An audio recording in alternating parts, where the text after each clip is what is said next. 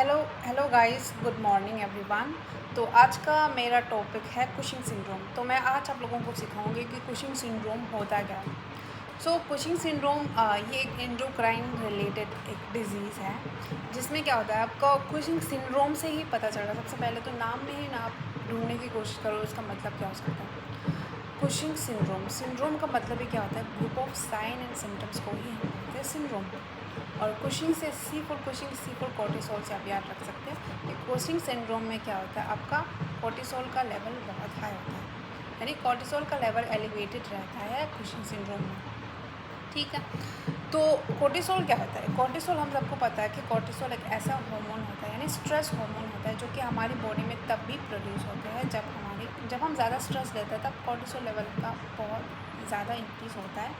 और cortisol level increase होते तो क्या होता है, जब हम स्ट्रेस लेते हैं तो हमारा हार्ट रेट इंक्रीज़ होता है और हमारी अलर्टनेस इंक्रीज़ होती है, ब्लड ग्लूकोज लेवल इंक्रीज़ होता है। तो ये सारी चीज़ें आपका कोर्टिसोल लेवल जब इंक्रीज़ होगा तभी आपकी बॉडी में होगा।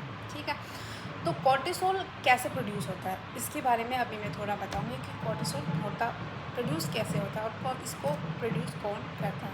ठीक है, तो कोर्टिसोल क्या होता है। कोर्टिसोल एक ऐसा हार्मोन होता है, ठीक है। तो आपकी बॉडी में आपका ये दो मेन याद रखना है कि हाइपोथैलेमस और पिट्यूटरी। हमें पता है कि हाइपोथैलेमस और पिट्यूटरी। हाइपोथैलेमस कौन है, हाइपोथैलेमस मास्टर ग्लैंड है। नहीं, पिट्यूटरी मास्टर ग्लैंड है और हाइपोथैलेमस क्या है, मास्टर ऑफ मास्टर्स ग्लैंड है। ठीक है, तो देखो हाइपोथैलेमस क्या करेंगे, हाइपोथैलेमस आपके रिलीज़ करेंगे CRH, कॉर्टिकोट्रोपिन रिलीजिंग हार्मोन। ठीक है, और वो कॉर्टिकोट्रोपिन रिलीजिंग हार्मोन स्टिमुलेट करेगी पिट्यूटरी को ACTH रिलीज़ करने के लिए। ठीक है, तो ACTH रिलीज़ होंगे, एडिनोकोट्रोपिक हार्मोन। ठीक है, ACTH का मतलब एडिनोकोट्रोपिक हार्मोन, तो वो स्टिमुलेट करेगा पिट्यूटरी को कि ACTH रिलीज़ करो। ठीक है, अब आपका ACTH रिलीज़ होगा।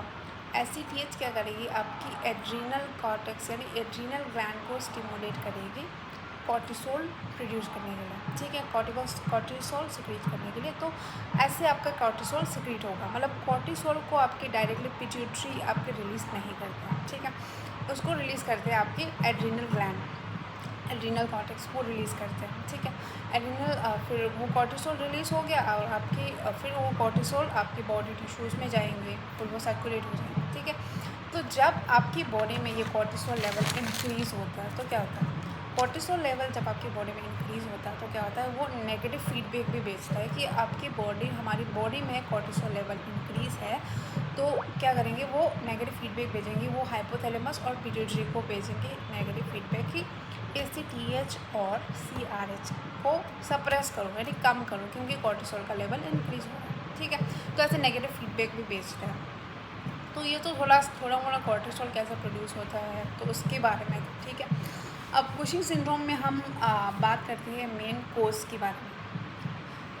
तो यही है कि सबसे पहले तो कॉर्टिसोल लेवल इंक्रीज़ होगा और इस कुशिंग सिंड्रोम को हाइपर कॉर्टिकोलिज्म भी बोलते हैं। ठीक है, हाइपर कॉर्टिसोलिज्म हाइपर कॉर्टिसोलिज्म भी बोलते हैं, या एक्सेस ग्लूकोकोर्टिकॉइड भी बोलते हैं। ठीक है, तो इसका मेन कोज जो मैं बताऊंगी, प्राइमरी कोज होता है इसका कि आपकी एड्रीनल कॉर्टेक्स से रिलेटेड कॉज है। जैसे कि मान लो आपकी जो प्रोड्यूस करते हैं कॉर्टिसोल को एड्रीनल कॉर्टेक्स ही प्रोड्यूस करते हैं, एड्रीनल ग्लैंड प्रोड्यूस करते हैं। तो उसमें अगर कोई एडिनोमा हो गया हो, मान लो आपकी एडिनोमा मीन्स क्या होता है, एक बिनाइन ट्यूमर होता है। ठीक है, बिनाइन नॉन कैंसरस होता है, अगर वो प्रोलॉन्ग रहेगी तो कैंसरस बनेगी। तो बिनाइन एडिनोमा है आपकी एड्रीनल कॉर्टेक्स में, तो उसकी वजह से भी हो सकता है, या आपका कार्सिनोमा हो, एड्रीनल ग्लैंड में कार्सिनोमा हो। अब एडिनोमा मीन्स नॉन कैंसरस होता है और कार्सिनोमा आपका कैंसरस होता है, मैलिग्नेंट होता है। ठीक है, और कार्सिनोमा हो गया एड्रीनल ग्लैंड में। तो ये दो प्राइमरी रीज़न है। ठीक है, और ये प्राइमरी रीज़न है और ये एंडोजेनस कॉज है। ठीक है, और इसके अलावा हो सकता है कि आपके पिट्यूटरी में कोई ट्यूमर बन गया हो। ठीक है, आपकी पिट्यूटरी में कोई ट्यूमर बन गया हो तो ये भी हो सकता है कॉज। तो उसके अलावा और है कि आपकी एक है ectopic ACTH, ectopic ACTH syndrome. Ectopic ACTH syndrome क्या होता है कि एक्टोपिक का मतलब भी होता है कि ओरिजिनल से वो नहीं हो रहा है, जैसे कि ओरिजिनल से उसका वो नहीं हो रहा है, जैसे कि देखो अब इसमें यही एक कॉज है कि ACTH तभी इंक्रीज़ होता है जब आपकी जैसे कि पिट्यूटरी में कुछ ट्यूमर हो गया हो, तब आपका ACTH इंक्रीज़ होता है। अब एक्टोपिक में क्या है कि ओरिजिनल तो मेन तो यही है कि पिट्यूटरी में वो नहीं हो रहा। देखो पिट्यूटरी में आपका क्या नहीं हो रहा, पिट्यूटरी में ट्यूमर बन गया, उसकी वजह से ACTH इंक्रीज़ होता है, ये मेन यही होता है, ठीक है। अब आपका एक्टोपिक में क्या होगा कि आपकी पिट्यूटरी में कुछ भी नहीं होगा, ठीक है। आपकी किसी और रीजन में कैंसर या ट्यूमर होगा, बनेगा, और उसकी वजह से ACTH इंक्रीज़ हो जाएगा, जैसे कि lung cell cancer, small cells cancer होंगे लंग कैंसर की केसेस में, तो उस केसेस में आपकी ACTH इंक्रीज़ होंगे, लंग कैंसर की वजह से ACTH इंक्रीज़ होंगे। तो ये एक्टोपिक है। एक्टोपिक का मतलब भी याद रखना कि मतलब ओरिजिनल कोर्स इसका वो ओरिजिनल कोर्स की वजह से ये नहीं हो रहा है, ठीक है। तो ऐसे याद रखना। और फिर उसके बाद ये हो गया, ठीक है। और सेकेंडरी में तो यही होता है कि प्राइमरी तो वो हो गया एड्रिनल वाला, और सेकेंडरी में ये है कि पिट्यूटरी में ACTH इंक्रीज़ होगा, ठीक है। पिट्यूटरी की वजह से ACTH इंक्रीज़ होगा, हमने बोला कि ट्यूमर बन गया, इसकी वजह से ACTH इंक्रीज़ हो गया, ये वगैरह। और तीसरा हो सकता है, अभी मैंने बोला ये क्या बोला, एक्टोपिक ACTH सिंड्रोम। उसके अलावा हमारा होता है कि प्रोलॉन्ग एक्सेसिव या ओवरडोज या प्रोलॉन्ग पीरियड के लिए आप ग्लूकोकॉर्टिकोस्टेरॉइड हार्मोन्स या सप्लीमेंट्स ले रहे हो, ठीक है। ऐसे सप्लीमेंट्स ले रहे हो जिसकी वजह से कॉर्टिसोल लेवल आपकी बॉडी में इंक्रीज़ हो रहा है, तो ये भी ये भी कॉज हो सकता है, ठीक है। तो ये भी कॉज हो सकता है इस कुशिंग सिंड्रोम का। तो ये हो गया मेन कॉजेस, ठीक है। अब हम बात करेंगे इसको वो कॉजेस के बाद हम बात करेंगे कि साइन और सिम्टम्स क्या देखने को मिलेगा, क्लिनिकल फीचर्स क्या देखने को मिलेगा। तो इसमें कुछ नहीं है, बहुत ईजी है, आपको बस एक लड़की याद रखना है, ठीक है। एक लड़की याद रखना है जिसका क्या है, मैं आपको दिखाऊंगी कि ऐसे लड़की याद रखना है जिसका जैसे कि फेस मून फेस है, ठीक है, और उसके यहाँ पर दाढ़ी आ रखी है, ठीक है। तो वीमेन में क्या दिखने को मिलेगा आपको, ऐसे फेशियल हेयर्स दिखने को मिलेगा, चेस्ट पे हेयर्स दिखने को मिलेगा, और फिर मून फेस, ठीक है, बहुत गोल गोल फेस, मून फेस देखने को मिलेगा, और मून फेस देखने को मिलेगा। अगर फेशियल ऐसे हेयर्स वगैरह प्रेजेंट होते हैं उसको हम हीरोटिज़म बोलते हैं, हाइरोटिज़म बोलते हैं, ठीक है। हाइरोटिज़म देखने को मिलेगा। उसके अलावा आपके लिम्स, जैसे कि आपके प्रॉक्सिमल लिम्फ मसल्स बहुत वो होंगे, वीक, मसल वेस्टिंग होगा, मतलब आपके बहुत पतले पतले हाथ होंगे, बहुत पतले पतले लिम्स होंगे, और आपका सेंट्रल ओबेसिटी होगा, ठीक है। ये वाला पार्ट बहुत ओबीस होगा, मतलब बहुत सेंट्रल ओबेसिटी होगा, बहुत मोटापन होगा, ये वाला मोटा, ये वाला पतला होगा, ऐसे होगा, ठीक है। तो उसके अलावा यहाँ पर बहुत फेट डिपोजिशन होगा, यानी बफेलो हम्प होगा, ठीक है। Buffalo hump, proximal lymph muscle wasting, उसके अलावा स्लो वूंड हीलिंग हो, वूंड अच्छे से हील नहीं होगा, और एब्डोमेन में पर्पल स्ट्रेच मार्क्स होंगे, और इजी ब्रूजिंग होगा, मतलब चोट वोट लग गए तो इजीली हील नहीं होंगे, और ब्रूजिंग होगा, इजीली ब्रूज होगा कुछ भी होने से। और उसके अलावा और क्या बोल सकते हैं, उसके अलावा और है स्किन पिगमेंटेशन वगैरह हो सकते हैं। अब ये है कि स्किन पिगमेंटेशन सारी केसेस में नहीं होता, ठीक है। स्किन पिगमेंटेशन उसी में होगा जिन पेशेंट को एड्रिनल एडिनोमा हो, ठीक है, एड्रिनल एडिनोमा हो, और एक्सोजेनस वो स्टीरॉइड्स ले रहा हो, उन केसेस में ही स्किन पिगमेंटेशन होगा, ठीक है। स्किन पिगमेंटेशन, ओके सॉरी मैंने गलत बोल दिया, ठीक है। स्किन पिगमेंटेशन भी होगा, इसका क्लिनिकल फीचर है, मगर स्किन पिगमेंटेशन उसी पेशेंट्स में होंगे जिनमें ACTH का लेवल इंक्रीज ही होगा, और ACTH का लेवल इंक्रीज सिर्फ पिट्यूटरी की केसेस में होगा। अगर पिट्यूटरी में कोई ट्यूमर बन गया हो तभी ACTH इंक्रीज होंगे, वरना एड्रीनल एडिनोमा में हमेशा आपका ACTH डिक्रीज ही होगा, एड्रीनल एडिनोमा और सप्लीमेंट के केसेस में, ठीक है, कोई सप्लीमेंट्स ले रहे हो बाहर से, उस केसेस में आपका ACTH डिक्रीज ही होगा। और पिट्यूटरी और ACTH, एक्टोपिक ACTH सिंड्रोम दोनों में आपका क्या होगा, ये इंक्रीज रहेगा ACTH, तो उनमें स्किन पिगमेंटेशन वगैरह देखने को मिलेगा, ठीक है। और उसके अलावा और मेटाबॉलिक इफ़ेक्ट में हाइपरटेंशन होगा, BP ज़्यादा होगा, ब्लड शुगर ज़्यादा होगा, और टाइप 2 डायबिटीज़ मेलाइटिस होगा, डिसलिपिडीमिया होगा, डिसलिपिडीमिया में आपका कोलेस्ट्रॉल ज़्यादा होगा, ट्राइग्लिसराइड ज़्यादा होगा। उसके अलावा और क्या हो सकता है, उसके अलावा हेडेक, पॉलीयूरिया, पॉलीडिप्सिया, ये सारी चीज़ें होंगी, ऑस्टियोपोरोसिस होगा। और वीमेन में यह एक चीज़ को हमने बोला कि हिरोडिज्म होगा, हाइरोडिज्म होगा, यानी फेशियल हेयर्स आना, ठीक है, और ये सारी चीज़ें आएंगी। और वीमेन में मेंस्ट्रुअल प्रॉब्लम्स आएंगे, इरेगुलर मेंस्ट्रुएशन होगा। तो ये सारी मेन चीज़ें हैं जो कि आपको याद रखना है। तो इस क्लिनिकल फीचर को आपको कुछ ऐसा हाईफाई नहीं है, इसको बस ऐसे याद रखना है कि जैसे कि आपको आप खुद डायग्राम बनाओगे एक इंसान की, जिस मतलब सारे सिम्टम्स को उसी में डाल के, तो वो वैसे आप उसको इमेजिन करोगे तो आपको याद हो जाएगा, ठीक है। उसके अलावा मैं डायग्नोसिस की अगर मैं बात करूँ तो डायग्नोसिस में आप एक तो चेक कर सकते हो ब्लड शुगर, ठीक है, क्योंकि इसमें हाइपरग्लाइसीमिया होगा तो ब्लड शुगर आपको रेज मिलेगा, ठीक है, मगर ये स्पेसिफिक नहीं है, क्योंकि ब्लड शुगर तो उसको वैसे भी हो सकता है, मगर तो मतलब ये स्पेसिफिक नहीं है, एक हो सकता है कि ब्लड शुगर इंक्रीज हो, ठीक है। और दूसरा है कि आपका यूरिन में आपका कॉर्टिसोल का लेवल बहुत ज़्यादा बढ़ा हुआ है, ठीक है, यूरिन में आपका कॉर्टिसोल लेवल इंक्रीज मिलेगा आपको, तो ये दूसरा हो गया। और आपको देख सकते हो आप सीरम इलेक्ट्रोलाइट टेस्ट चेक कर सकते हो, ठीक है, इसमें आपको क्लोरीन कम मिलेंगे, पोटेशियम कम मिलेंगे, हाइपोक्लोरीमिया, हाइपोकेलीमिया, और उसके अलावा देखो क्लिनिकल फीचर में एक था हाइपरटेंशन हो रही थी। हाइपरटेंशन क्यों होता है कुशिंग सिंड्रोम में?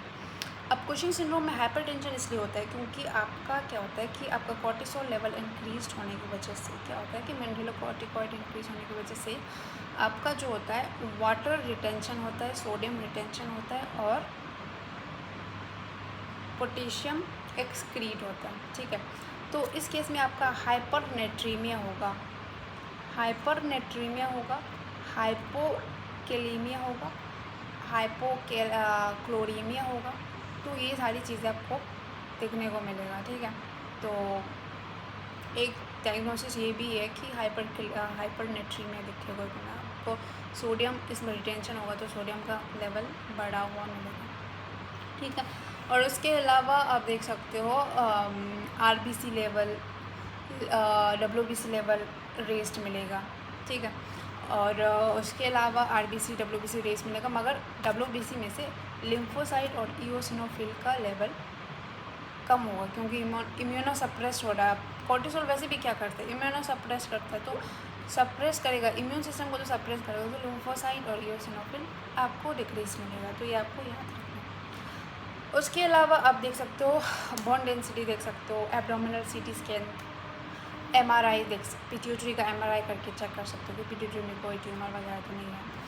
उसके अलावा सबसे इम्पॉर्टेंट डेक्सामेथासोन टेस्ट, ठीक है। डेक्सामेथासोन टेस्ट ये मतलब बहुत इंपॉर्टेंट टेस्ट है इसको डायग्नोस करने के लिए। तो डेक्सामेथासोन टेस्ट में क्या करते हैं, आपको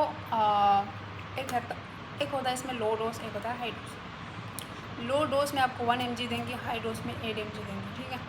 अब देखो, अब डेक्सामेथासोन दे दिया, ठीक है, एक डेक्सामेथासोन जैसे कि मान लो शाम के 8 बजे डेक्सामेथासोन उस पर्सन को दे दिया, ठीक है, शाम के 8 बजे दे दिया डेक्सामेथासोन उसको, और फिर मान लो उसका कॉर्टिसोल लेवल डिक्रीज़ हो गया। डेक्सामेथासोन वैसे भी क्या करता है, कॉर्टिसोल लेवल को डिक्रीज़ करता है, ठीक है।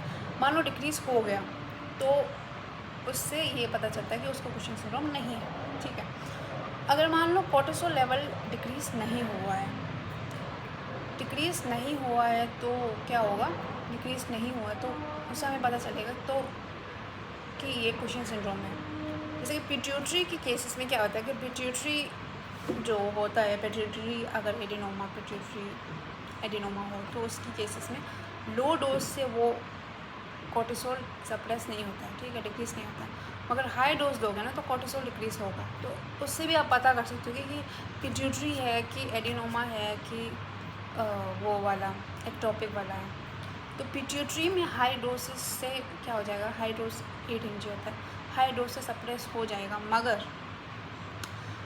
मगर वो एड्रिनल और एक्टोपिक दोनों में मतलब हाई डोज लो डोज से बिल्कुल ही नहीं होगा, डिक्रीज़ नहीं होगा कोर्टिसोल।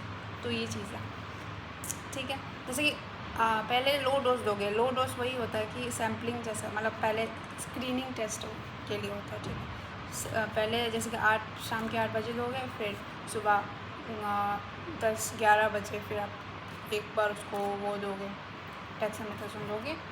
अगर रिड्यूस हो गया तो पहले नहीं हुआ फिर बाद में हुआ तो उससे पता चलेगा कि पिट्यूटरी एडिनोमा है, ठीक है।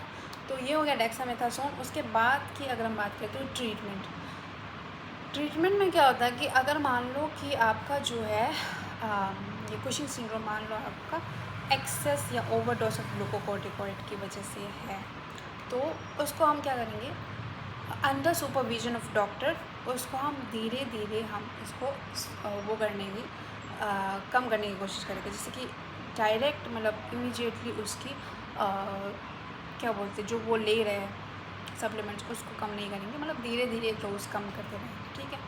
तो ये चीज़ हो गया। दूसरा है आपका, मान लो पिट्यूटरी ट्यूमर है, मान लो उसकी पिट्यूटरी ट्यूमर है जिसकी वजह से ACTH बहुत ज़्यादा हो रहा है, ठीक है। तो इस केस में आप कर सकते हो, एक तो सर्जरी कर सकते हो, ठीक है, दूसरा मेडिकेशन वगैरह ले सकते हो। और उसके बाद एड्रीनल एडिनोमा के केसेस में भी सर्जरी करो, ट्यूमर जहाँ भी ट्यूमर बन रहा है उसका सर्जरी करो। अगर सर्जरी पॉसिबल नहीं है तो आप कुछ मेडिसिन दे सकते हो, ठीक है, जैसे कि मिटाइरेपोन और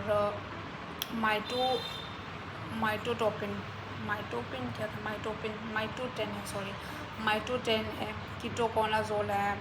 उसके बाद ऑक्ट्रियोटाइट ये स्पेशली फीमेल में देते हैं, क्योंकि जैसे कि मेटरापोन वगैरह की वजह से क्या होता है कि फीमेल में मेल कैरेक्टरिस्टिक आना स्टार्ट होता है, ठीक है। जैसे इसको हम क्या बोलते हैं, वेरलाइजिंग बोलते हैं, वेरलाइजिंग प्रोसेस। इनकी वजह से वेरलाइजिंग प्रोसेस है, इसलिए फीमेल में हम ज़्यादातर ऑक्ट्रियोटाइट देते हैं, ठीक है, ऑक्ट्रियोटाइट देते हैं। तो ये चीज़ याद रख सकते हो। और एंटी सेरोटोनिन भी दे सकते हैं। तो ये कुछ मेडिसिन है जो कि आप याद रख सकते हो। इसमें जो माइटोटेन है वो फर्स्ट ड्रग ऑफ चॉइस मिटोटेन। उसके बाद नर्सिंग इंटरवेंशन में आप यही कर सकते हो कि उसका वाइटल चेक करते रहो, उसका बीपी मॉनिटर, वाइटल में आप बीपी मॉनिटरिंग करो, स्पेशली बीपी मॉनिटर करते रहो, क्योंकि 80% केसेस में हाइपरटेंशन तो होता ही होता है, ठीक है। तो उसका बीपी मॉनिटर करते रहो, इसका इनटेक आउटपुट चार्ट देखते रहो, और उसके अलावा उसको पेशेंट का वेट डेली चेक करना है, ठीक है, क्योंकि इसमें वेट गेन होता है, ठीक है, ओबेसिटी होता है तो वेट गेन होगा। उसका वेट चेक करते रहना है, उसको मतलब सेफ इन्वायरमेंट प्रोवाइड करना है, उसका साइड रेल्स हमेशा ऊपर रखना है ताकि उसको गिरने का कोई कॉम्प्लिकेशन ना हो, ठीक है। और उसका पेशेंट का लैब टेस्ट चेक करते रहना है कि उसका पोटेशियम का लेवल कितना है, सोडियम का लेवल कितना है, कोर्टिसोल का लेवल कितना है, तो ये सारी चीज़ें चेक करते रहना है। इसके अलावा उसको मेंटल रिलैक्सेशन देना, उसको समझाना है, उसको हेल्थ एजुकेशन देना है कि कैसे कंट्रोल होगा और क्या है, तो ताकि उसको थोड़ा एंजाइटी उसका रिड्यूस हो जाए, ठीक है। और इसके अलावा उसको उसकी स्किन को हमेशा हम क्या करेंगे, स्किन केयर करेंगे, ठीक है, फ्रिक्वेंटली स्किन केयर करेंगे। ऐसे डाइट देंगे जिसमें कार्बोहाइड्रेट कम हो, क्योंकि कुशिंग सिंड्रोम में क्या होता है कि कोर्टिसोल ज़्यादा होता है, तो कोर्टिसोल क्या करता है आपका कार्बोहाइड्रेट भी ज़्यादा कर देता है, और आपके कार्बोहाइड्रेट ग्लूकोनियोजेनेसिस करता है, ठीक है। और उसके अलावा प्रोटीन का वो ब्रेक डाउन करता है, जिसकी वजह से वो ये सब पतला होता है, ठीक है। और उसके अलावा फेट का भी रिडिस्ट्रीब्यूशन करता है। तो उसको ऐसा डाइट देना है जिसमें कार्बोहाइड्रेट कम हो, सोडियम कम हो, पोटेशियम ज़्यादा हो, क्योंकि सोडियम तो हाइपरनेट्री में होगा, तो सोडियम कम, ठीक है। और उसके अलावा उसको अगर एड्रीनल ट्यूमर वगैरह हो तो उसका कीमोथेरेपी स्टार्ट करना है। डॉक्टर ने जैसे डॉक्टर का वो एडवाइस होगा वैसे ही हमें कीमोथेरेपी वगैरह स्टार्ट करना है और उसका रेगुलर वुंड केयर करना है। तो बस यही है कुशिंग सिंड्रोम के बारे में।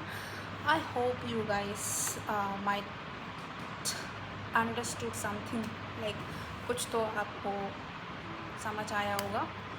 Okay guys, that's it for today's topic. तो आज का कुशिंग सिंड्रोम था और next I will be coming another topic.